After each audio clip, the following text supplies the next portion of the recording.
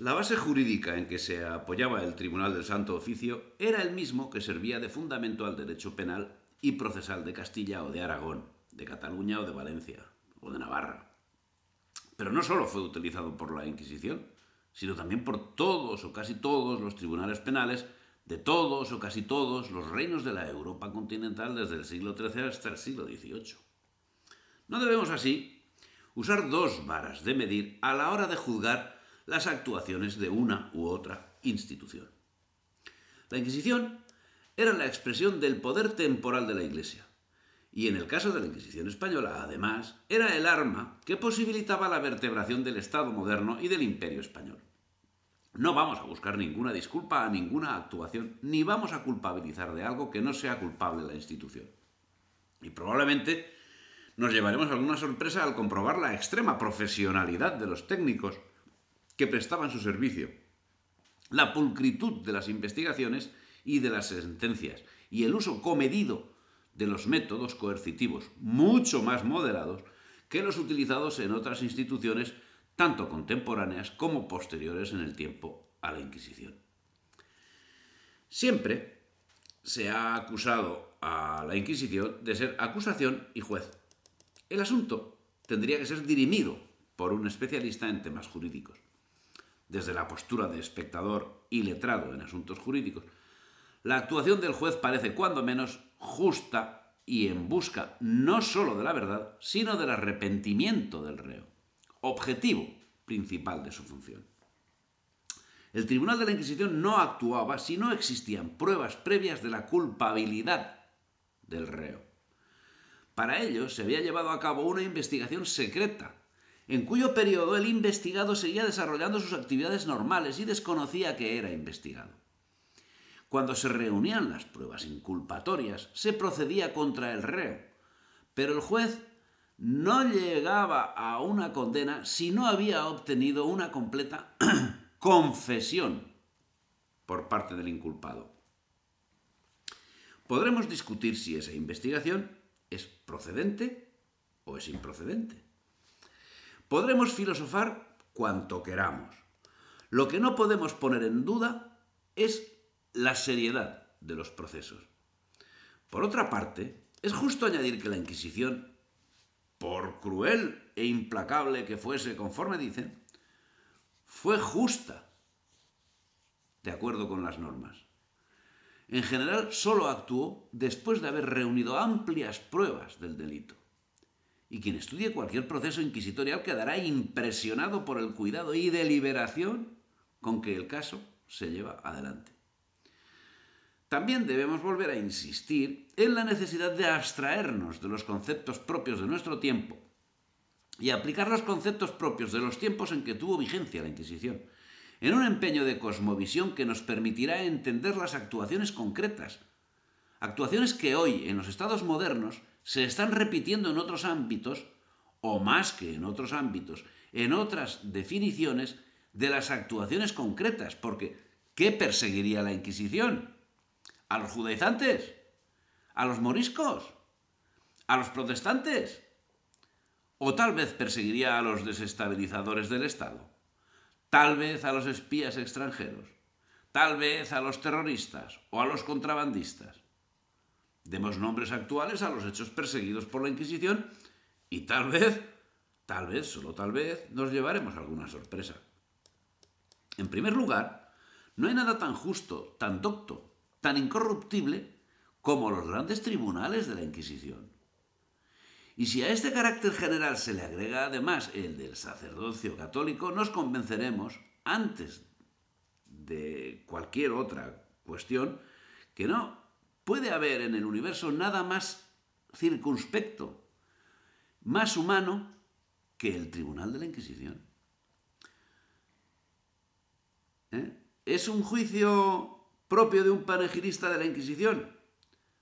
Pues los panegiristas de la Inquisición, evidentemente, dicen el aserto que acabo de decir.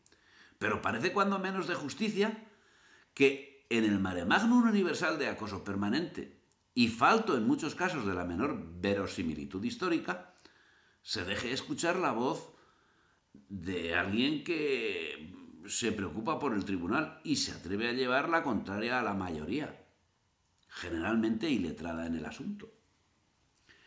Será conveniente para la comprensión de la Inquisición sacudirse todas las calumnias vertidas contra la misma por parte de la Ilustración y de los países europeos en momentos en que estaban utilizando los mayores genocidios de la historia y que usaron las calenturientas injurias de traidores como Antonio Pérez,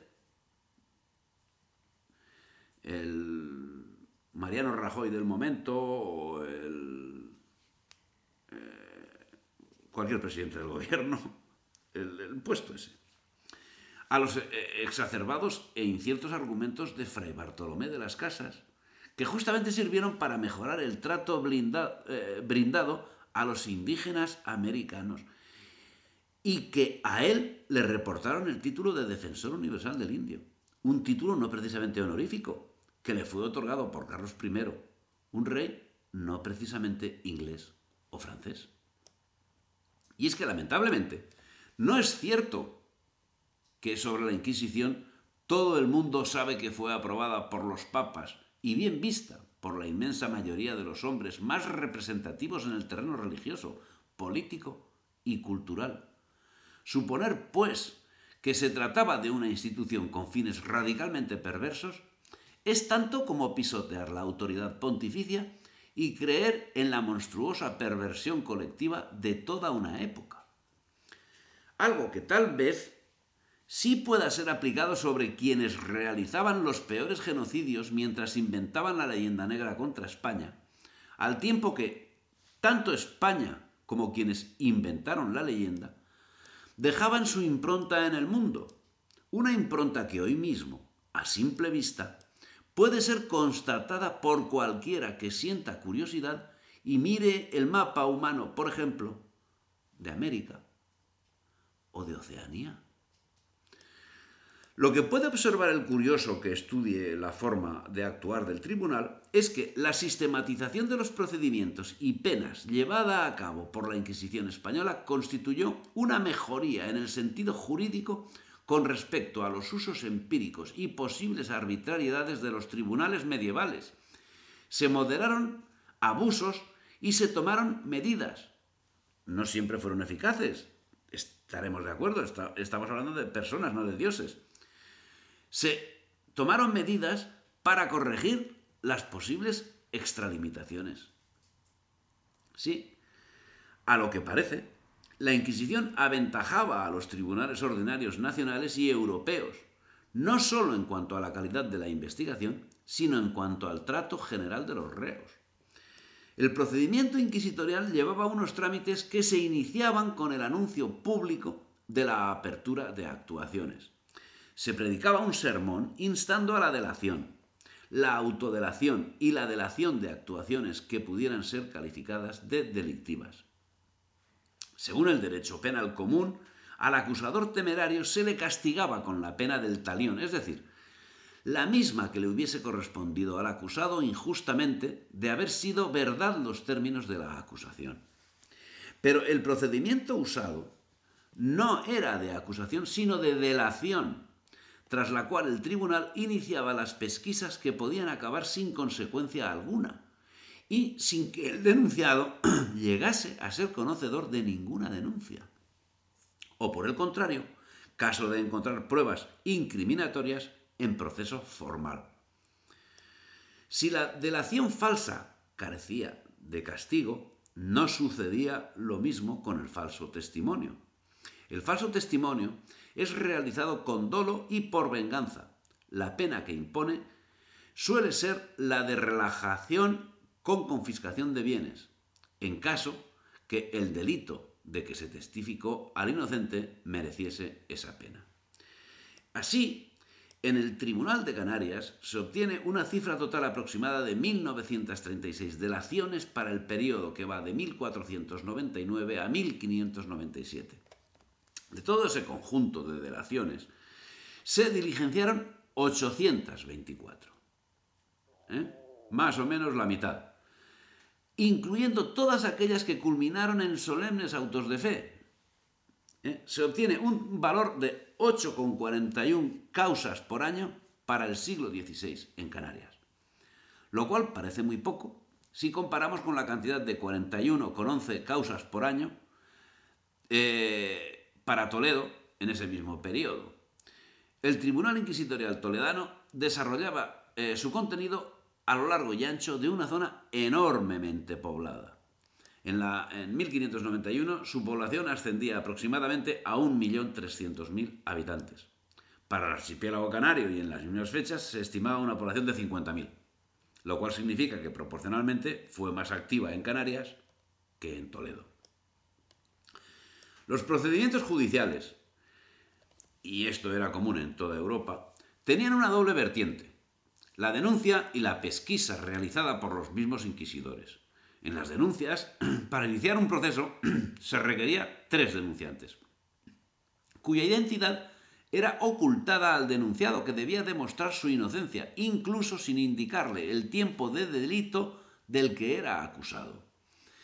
Pero antes de citar al acusado, el tribunal realizaba las oportunas pesquisas sin importunar al denunciado, y sólo cuando obtenía pruebas que podían resultar inculpatorias, procedía a citar y, en su caso, detener al reo. En cuanto se trataba de denuncia, el inquisidor debía extremar su prudencia, averiguando si el denunciante guardaba algún tipo de enemistad con el denunciado. En el desenvolvimiento de las tachas y abonos, acreditada la enemistad de alguno de los deponentes con el acusado, su testimonio resultaba inválido. El secreto ciertamente posibilitaba la existencia de denuncias impropias. Así, los inquisidores debían estar alerta, porque suelen algunos hacer estas denunciaciones por memoriales que envían firmados de sus nombres o sin firmas, o por cartas misivas, y si, como están cuando lo escriben con libertad y en ausencia de juez y sin notario y sin juramento, alárganse en perjuicio de la honra de sus prójimos, y así se debe mucho excusar el recibir tales cartas y memorias. Así pues, las instrucciones de la Suprema previenen contra las falsas acusaciones e instan a una investigación previa antes de procederse contra nadie. Los procedimientos por denuncia debían ser estudiados minuciosamente, y la verdad es que esa minuciosidad no era extraña para una institución como la Inquisición. La delación, así, era la principal fuente para el inicio de procesos. La delación no era algo que estuviese impuesto, ni tan siquiera que se pueda imponer. Lo que parece cierto a ese respecto es que la mayor parte de la sociedad estaba de acuerdo con el sistema inquisitorial, pugnaba por introducirse dentro de él y gozar de sus privilegios. La actividad delatoria que produjo la Inquisición entre los miembros de la sociedad solo se puede entender no como una colaboración basada en el miedo, sino como una contribución a la defensa de unos valores de los cristianos viejos frente a sus enemigos. Bien, el caso es que había también el procedimiento por pesquisa, y era cuando, sin delación, la fama pública acusaba a alguien. En ese caso se requería que 2 testigos declararan lo que la opinión pública decía y achacaba a esa persona en concreto. Y después declaraban 2 médicos sobre el estado mental del acusado. Y es que la persona que era declarada loca no sería juzgada por la Inquisición. Por ese motivo, llegaron a existir casos de personas que querían pasar por locas y, naturalmente, locos que querían pasar por cuerdos. La colaboración del médico era, para el procedimiento judicial, indispensable, tanto para este asunto como para la evolución del proceso. No en vano, el servicio de médico, cirujano y barbero lo tenían gratis todos los presos.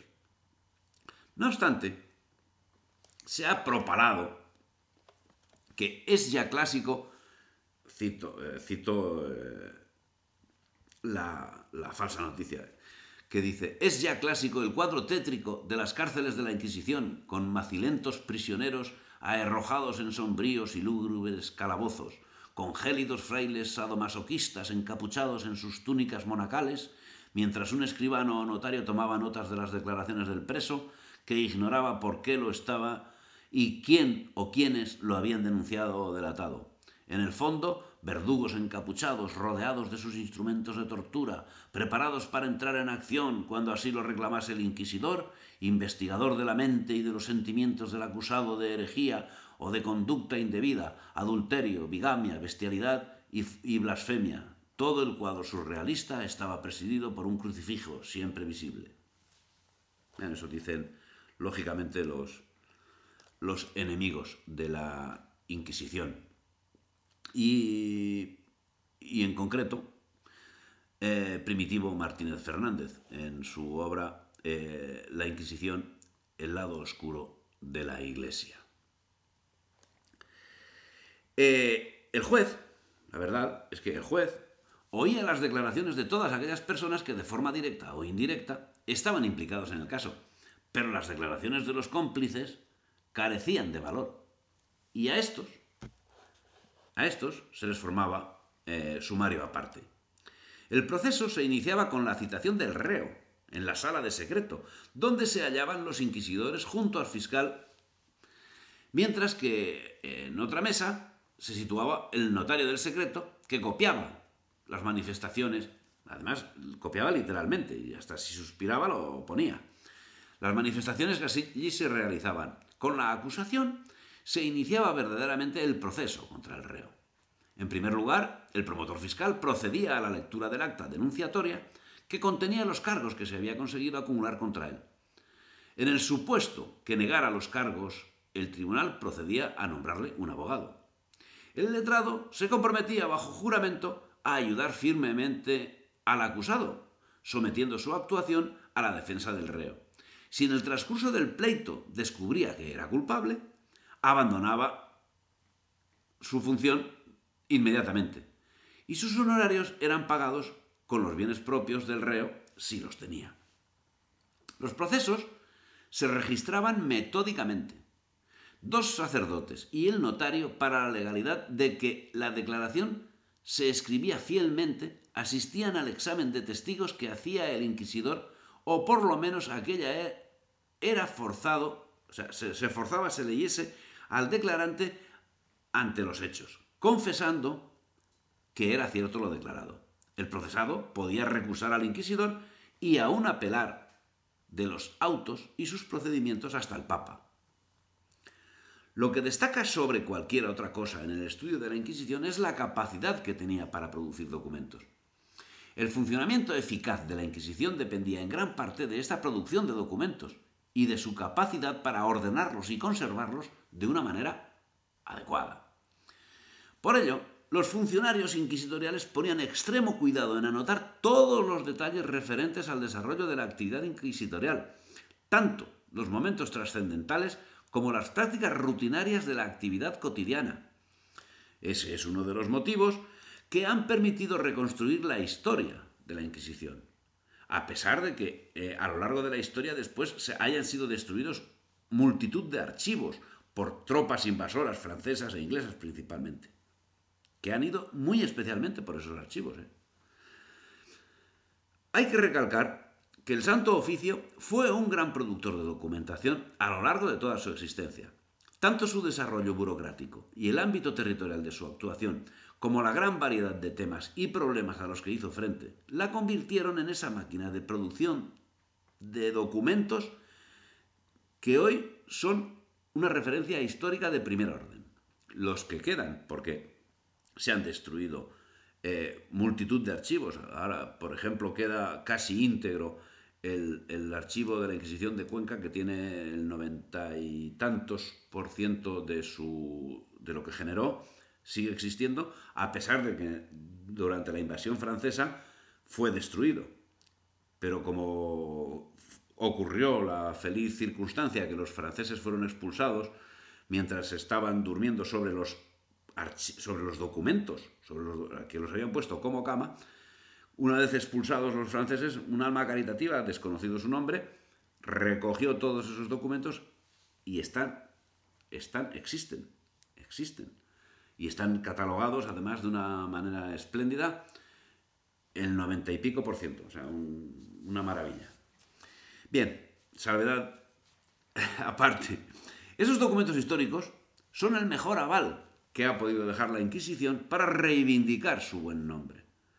Lo que procede es que quienes traten de ella hagan uso justamente de esos documentos y no de la leyenda negra generada por la Ilustración. Abona lo dicho un juicio de Juan Antonio Llorente, secretario que fue de la Inquisición, afrancesado y traidor a España, que huyó a Francia con las tropas napoleónicas y allí escribió su historia crítica de la Inquisición española, donde señala que es útil fijar la consideración en esto porque prueba el artículo en una manera indirecta lo pequeños que por entonces eran los procesos, y con efecto yo he visto en Zaragoza, año 1813, todos los de 300 y tantas personas castigadas de resultas del asesinato del inquisidor San Pedro Arbúes, y casi todos ellos están formados en hojas de cuartilla, sin embargo, de lo cual los más no llegan a 40 hojas. Pero ¿qué procesos? La delación, un certificado de prisión, confesión del reo, acusación del fiscal, respuesta verbal del preso y sentencia. He aquí un crecido número. Otros tienen la declaración de algunos testigos que confirman la delación. Llorente ha sido acusado de apócrifo por no pocos historiadores. Y es que, no en vano, los datos a los que alude son accesibles, siendo que el mismo autor deja las fuentes, en muchos casos, no a citas concretas, sino supuestamente a su memoria. Así, en su principal obra, y refiriéndose a las Constituciones de mayo de 1498, destaca que éstas, entre otros asuntos, señalaban que los calificadores daban su dictamen 2 veces, primero en sumario a la vista de la información, y su censura suele influir mucho para decretar o no prisión. La segunda vez en plenario, antes de sentencia, después de concluso el proceso, para ver si las respuestas del reo y lo demás obrado hacen variar la censura del sumario, y esta segunda influye notablemente para la sentencia definitiva. Que no prendan a nadie sin suficiente prueba del delito y sentencien pronto el proceso, por lo que resulte, sin dilatarlo por la esperanza de mayores justificaciones. Esto se hallaba prevenido anteriormente, como hemos visto. El año 1498 iban a ser sacrificadas 10.220 quemadas en personas, 6.870 quemadas en efigie o estatua por fuga de las personas y 97.321 penitenciadas con confiscación de bienes. Como vemos, por una parte, cita datos evidentemente históricos como las instrucciones de las constituciones, mientras por otro lado lanza unas cifras de condenados que parecen destinadas a complacer el espíritu desinformador de la Ilustración. Cifras que en nada se parecen a la realidad, a tenor de lo que otros historiadores, no precisamente defensores de la Inquisición, como es el caso de Henry Kamen, señalan. Henry Kamen dice, en cuanto al desarrollo de los procesos, los inquisidores podían interpretar las pruebas a su modo, según sus conocimientos y prejuicios, pero aquellas eran sobre todo aportadas por los testigos, de modo que sin su cooperación el tribunal resultaba impotente e incluso incapaz de inspirar temor. Cuando parecía que había prueba suficiente, se sacaba un extracto fidelísimo y vuelta a que los calificadores digan si hay o no probanza y archívese si uno o más de los calificadores cree en conciencia que no hay plena probanza contra el delatado. Pero si unánimemente se acuerda que hay proposiciones heréticas, impías, blasfemas, etc., y que el reo es sospechoso en la fe, entonces el tribunal, a petición del fiscal, decreta si hay o no lugar a prisión. Si la hay, ¿qué será ya razón que se haga con el delatado? Proceder a aprenderlo sin duda alguna. Pues no, señor, aún no es tiempo. Vaya el sumario al Tribunal Supremo o Consejo para que él lo examine despacio. Vea si se han seguido escrupulosamente los trámites fijados por las constituciones del Santo Oficio. Lo mande instruir más si le falta algún requisito. Y en el interín, nada se toque directa o indirectamente la persona del delatado. Si el consejo está satisfecho, dicta su providencia, que es la de prisión si es causa grave, y la de audiencia de cargo si leve. Nótense varias cosas. Primero, el juez interpretaba las pruebas, pero éstas eran aportadas por testigos. Segundo, el tribunal debía coincidir al 100% en el veredicto de culpabilidad. Tercero, solo entonces se decretaba si procedía a prisión, momento en que se solicitaba la misma a la Suprema. El tribunal decreta si hay lugar o no a prisión, pero en este auto es remitido al Consejo en consulta y se hace lo que acuerda este Supremo Tribunal. Esta práctica comenzó en tiempos de Felipe II. Tal vez José Antonio Llorente se refiere a algún asunto distinto al interpretado por este estudioso, porque desde las instrucciones dadas por Torquemada en 1488, nada podían hacer los inquisidores provinciales sin la anuencia del inquisidor general.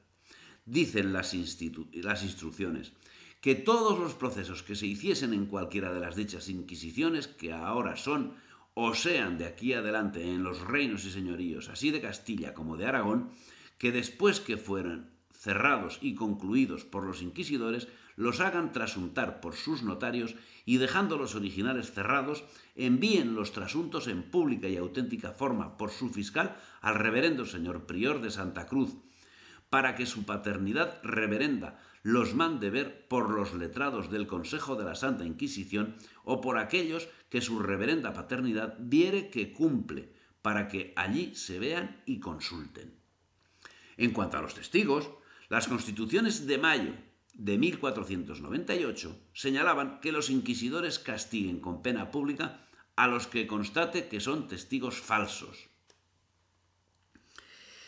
Si la falta era grave, el reo iba a la cárcel cuando lo decretaba la Suprema.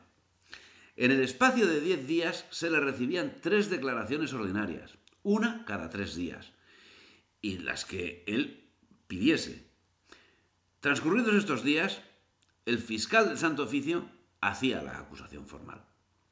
Juan Antonio Llorente amplía la información señalando que a los 3 días inmediatos de llevar a un procesado a la cárcel se le dan 3 audiencias, nombradas moniciones porque se le amonesta que diga la verdad en todo. Si lo hace así, se usará de piedad con él y si no, se procederá en la causa conforme a derecho. No se le dice para esto lo que consta del proceso, sino solo que ya sabe o debe saber que nadie es conducido a las cárceles de la Inquisición, sino aquel contra quien hay prueba suficiente de haber delinquido contra la Santa Fe Católica. Después de las 3 audiencias de moniciones, el fiscal forma su pedimento de acusación contra el reo, poniéndole por cargo lo resultante del proceso. Pero aunque solo haya semiplena prueba, refiere los hechos como probados.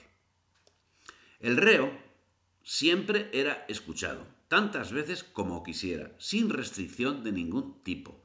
El motivo no era otro que, al tratarse de un hecho de coincidencia que requería confesión, el tribunal estaba siempre dispuesto a recibirla.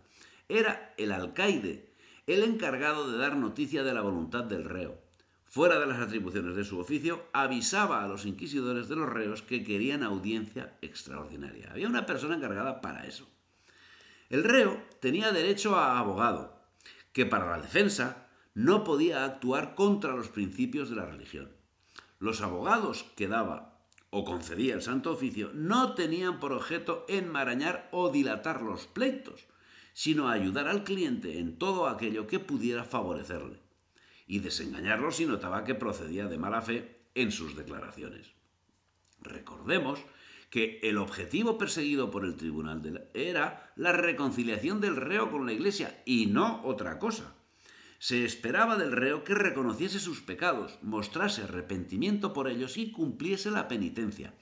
La peculiaridad era que, además, todo se hacía en servicio al Estado, que por su parte servía a la Iglesia. En cuanto a la duración de los procesos, la Inquisición procuraba ante todo saber la verdad, dejando en un muy segundo término la cuestión del tiempo. No obstante, los mismos inquisidores son responsables de que los procesos lleven un curso adecuado en la medida en que de ellos depende la realización de las visitas quincenales y la adopción de las resoluciones oportunas. El cumplimiento de esta función es esencial y el seguimiento de la Suprema al respecto también. Por eso, el año 1555 es acusado el inquisidor del Tribunal de Sicilia, a la sazón obispo de Patti, entre otros cargos, de que ha hecho muchas y largas ausencias de la ciudad de Palermo, habiendo muchos presos en esas cárceles, por lo cual sus causas se han dilatado mucho tiempo. Los presos han sido mal visitados, han padecido de gran trabajo por la necesidad que tienen de ropa de camas, porque la que tienen es tan poca y tan vieja que de ninguna cosa puede servir. Las ordenanzas renovadas el 2 de septiembre de 1561 por el inquisidor Fernando Valdés, que estuvieron vigentes hasta la abolición de la Inquisición, señalaban que los inquisidores pasarían la información de los casos a teólogos, que serían los encargados de determinar si había error en materia de fe. Solo entonces, y con pruebas suficientes, se pedía la prisión, que debía ser decretada de común acuerdo por los inquisidores, siendo que si no había pruebas no se debía requerir ni reconvenir al testificado. En caso de discordancia entre los inquisidores, debían pasar el caso al consejo. Cuando se determinaba la prisión, el alguacil procedía al tiempo que secuestraba bienes para mantener al preso, dando el correspondiente recibo. Al preso no se le dejaba dinero ni papel, ni se le permitía comunicación alguna sin licencia de los inquisidores. En la sala de audiencias se le interrogaba sobre su genealogía y se le pedía que relatase su vida. Todo lo anotaba el notario. El fiscal presentaba la acusación sin indicar quién le había denunciado. Se le nombraba abogado, que se entrevistaba con el reo en presencia de un inquisidor. Posteriormente se comunicaba al fiscal la respuesta obtenida, procediéndose a la prueba con el acusado, el abogado, el fiscal y el tribunal. Los testigos declararían en solitario frente al tribunal y el notario, que comunicaría lo relativo al reo y solo al reo, ni mencionar ninguna otra persona. El reo obtenía cuantas audiencias pedía. Al reo no se le indicaba quién testificaba. El reo que abjuraba se le imponía una penitencia. Al reo convicto de herejía, negativo y pertinaz se le relajaba a la justicia secular. No salía en auto de fe y era sobreseída la causa del reo que, condenado a la relajación, se convertía y confesaba. El reo podía apelar a la Suprema. Las sentencias de absolución se publicaban, si así lo pedía el interesado, sin indicar las causas, para salvar el buen nombre del acusado. A todo asistía el notario, tomando nota de todo. Los sanbenitos eran expuestos en la parroquia. Cuando la excepcionalidad del delito conllevaba la pena de muerte, existía un ardid por el cual los tribunales de la Inquisición no condenaban a muerte, sino que remitían al reo al poder civil para que dispusiese. Quienes al final serían condenados a tal pena eran entregados por el tribunal de la Inquisición al brazo secular, quien aplicaba el castigo civil para los delitos que habían sido cometidos por los relapsos, que así eran denominados. Estos saldrían en un auto de fe en el que serían entregados al poder civil para que procediese con ellos con los castigos que la ley civil tuviese previstos para cada caso. Por otra parte, si mucho se ha hablado de la cárcel inquisitorial como lugar tétrico, cuando comparándola con las otras cárceles sencillamente no había lugar a la comparación, siempre en beneficio de la cárcel inquisitorial, también se ha hablado del oscurantismo de los procesos y de la identificación del tiempo, la indefinición del tiempo que el reo podía pasar en prisión. La realidad, según las instrucciones inquisitoriales, es que desde la detención hasta la comparecencia ante el tribunal no podía transcurrir un plazo superior a los 8 días. En el año 1555 está previsto que los inquisidores han de poner acusación al reo dentro de los 10 días siguientes a su prisión. Por si fuese poco, en el siglo XVII, el fiscal ha de enviar una relación mensual comprensiva del estado de las causas de fe desde cuando entra en las cárceles y qué días se les dieron las audiencias. En cuanto a la defensa de sus intereses, el reo tenía derecho a pedir un abogado o dos, pero no de su elección. También podía redactar una lista de testigos de abono, es decir, de personas favorables que eran interrogadas por el tribunal. Aquí terminaba la parte probatoria del proceso. Y lo que desde luego es significativo, como ya se ha mencionado anteriormente, es la minuciosidad de las anotaciones de cada proceso. Cada proceso, decían, esté sentenciado o no, se registraba sucintamente con los datos elementales, nombre del reo, tipo de delito, sentencia pronunciadora, etc. En cuanto a las disposiciones de los reos, se instruye que el notario escriba todo lo que se preguntare a los reos y ellos respondieren, sin dejar cosa alguna por asentar, para que haya toda claridad. El registro de los interrogatorios es riguroso en extremo, y cuando se produce bajo tormento resulta extremadamente impresionante su lectura. Lo curioso es que, por lo general, los reos reconocían aquello de lo que eran acusados, siendo que no eran informados de la causa que los había llevado a esa situación, con lo que quedaba demostrada su culpabilidad. Siendo así, debemos concluir que las actuaciones de la Inquisición eran efectivas, amparadas por una legislación inexistente en otros ámbitos y sobre todo en otros lugares, y atendidas por juristas de primer orden, al tiempo que por notarios que daban fe de las cuestiones más nimias, y cuando se trataba de torturas, de médicos que impedían un exceso que pudiese resultar fatal para el reo. Nos podemos preguntar quiénes eran las víctimas de la Inquisición y nos responderemos que los judaizantes, nunca los judíos, los moriscos y los protestantes, amén de otros colectivos. La estricta verdad, al final, es que sus víctimas siempre fueron sujetos disfuncionales. Y su delito principal no estaba en lo que pensaban o hacían, sino en lo que significaban como individuos inmersos en el sistema social. De ahí que primero fuesen perseguidos los judaizantes, luego los islamizantes y finalmente los protestantes, los liberales y los masones. Y siempre, inexorablemente, nos encontramos con un exiguo número de sentenciados. Por ejemplo, el número de protestantes condenados a muerte desde 1520 hasta 1820, en que fue suprimida la Inquisición, en 300 años, según el investigador protestante alemán que se especializó en este tema, Schaffer, fue de 220. De ellos, de esos 220, 12 fueron quemados. Estamos hablando de 300 años. Hemos visto cómo se llegaba a la detención del reo, tras haberse realizado todas las diligencias inculpatorias que lo señalaban culpable prácticamente sin ninguna duda. Posteriormente llegaba el interrogatorio, en el que se pretendía que el reo reconociese su pecado. Recordemos que el objetivo principal era la salvación del alma inmortal del reo.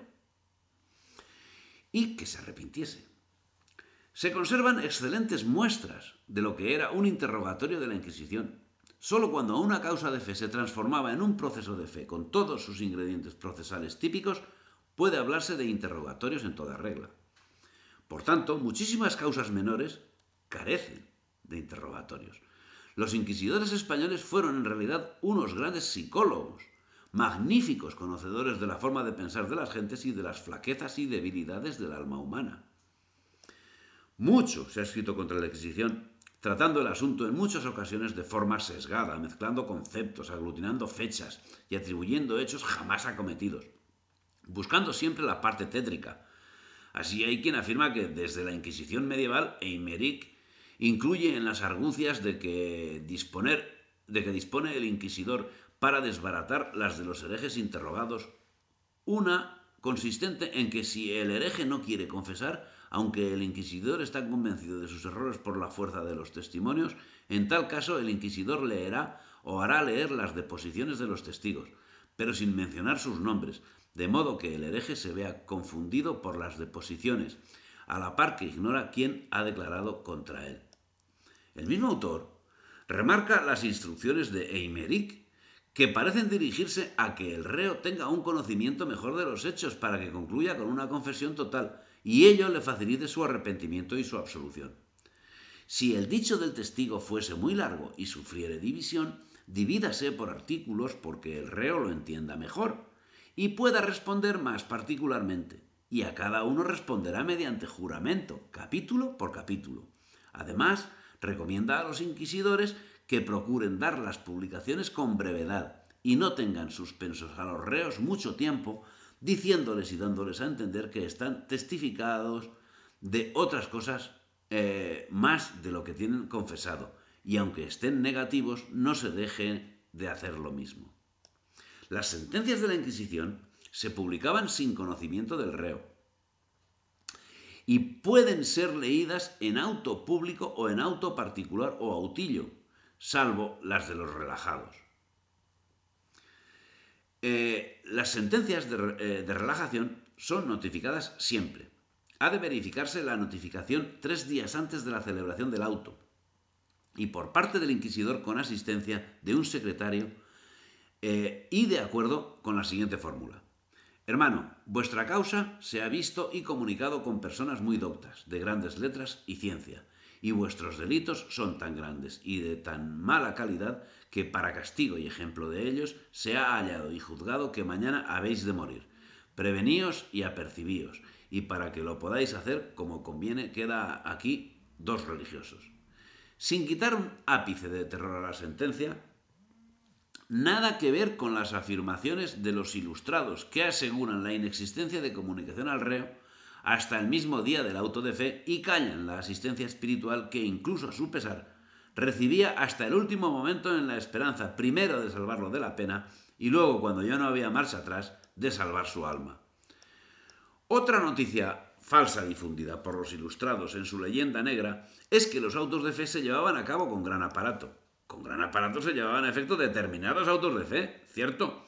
Y hasta para agasajar a autoridades nacionales o extranjeras se llevaba a efecto ocasionalmente un auto de fe, que era digno de ser visto, y al que acudían personas de todas partes, como acudían a una corrida de toros.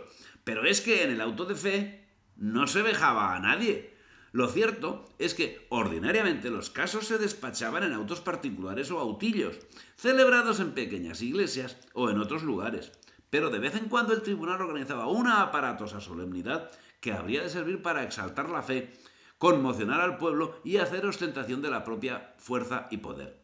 Fueron, en fin, los autos de fe una extraña función, mezcla de religiosidad popular, esparcimiento y curiosidad morbosa, que se hizo familiar a los españoles de aquel tiempo y suscitó el asombro de los extranjeros. Voltaire habría de comentar irónicamente que si un asiático llegaba a Madrid en tal ocasión, no sabría bien si asistía a un espectáculo, a una ceremonia religiosa, a un sacrificio o a una matanza. El caso es que Voltaire no sabía exactamente de qué hablaba. Y si lo sabía, se limitaba a mentir, algo que a la postre no es extraño al pensamiento que representa de la Ilustración.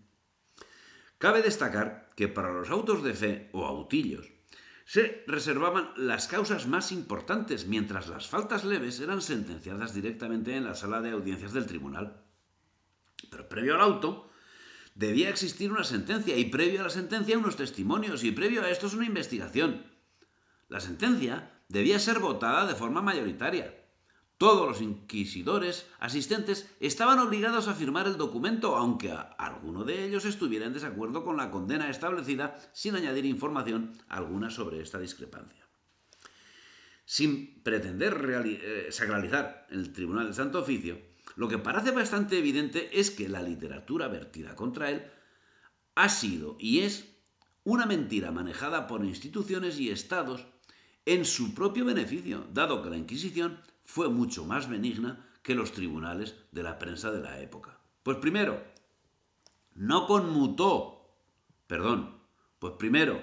conmutó la pena de muerte por pertenencias canónicas cuando el reo se arrepentía, cosa que no ocurría ni ocurre en los tribunales civiles.